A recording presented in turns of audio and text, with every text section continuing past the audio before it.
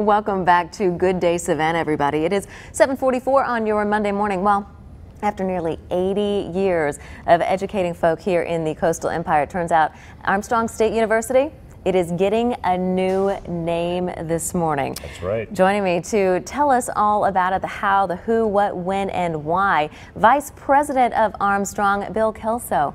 Bill. Renee. Hello. It's my pleasure. Glad you're here this morning. So we're going from Armstrong Atlantic State University to just Armstrong, simplifying, so to speak. And we did that actually 4 years ago. We started branding Armstrong Atlantic as Armstrong 4 years ago. Armstrong has a long history with its name, and many folks know what that history is.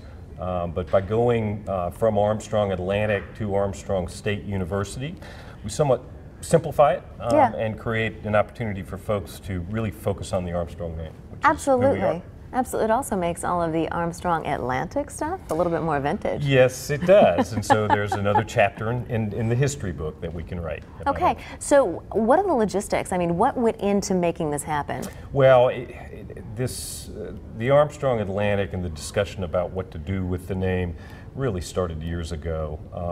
Linda Blyken and others, what we decided to do last fall was to do a survey. And so our main constituent groups, we sent that survey out, donors, alums, students, faculty, staff, and it came back and they said, yes, we think it's time to drop the Atlantic and just go with Armstrong State University. Okay.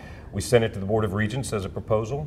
They voted on it in the spring, and so here we are. Tomorrow we officially become Armstrong State University. That's awesome. Now, what kind of an investment, though, financially, will it be? Very minimal.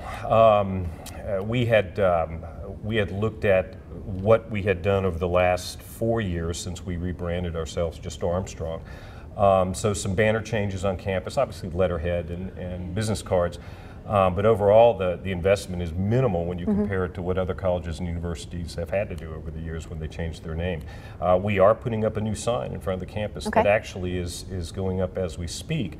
But that sign was already planned, so all we had to do was change the name on the sign and make the order a little different. That's exactly right. Okay. Now, I mean, yes, I know there was a lot of discussion and a lot of thought that went into it, but in all honesty, it just makes Armstrong a lot more modern, too. I think so. When you think of the name Armstrong and you go back in the history and you know what it represents, a shipping magnet from the 20s, 30s, and 40s, the city college that was started to educate the city youth who couldn't go off to college because of really tough economic times in the 30s. Wow. Fast forward now, Armstrong State University, it honors the past.